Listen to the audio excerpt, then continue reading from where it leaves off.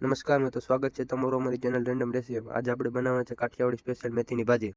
પહેલાં આપણે મેથીની ભાજીને ઝીણું ઝીણું કટિંગ કરી નાખશું. હવે કડાઈમાં તેલ ગરમ મૂકીશું. તેલ ગરમ થઈ પછી તેમાં ટમાટર અને જીરું નાખી દઈશું. તેમાં લસણ અને ચટણીનો પેસ્ટ નાખી દઈશું. આ બધું સારી રીતે મિક્સ કરી લઈશું. તેમાં હવે આપણે મેથીની કટિંગ કરેલી ભાજી નાખી દઈશું.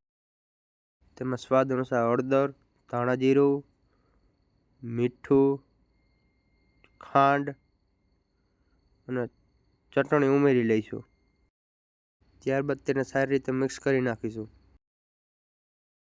આ ભાજીને 2 મિનિટ ધીમા ગેસે ચડવા દેવી.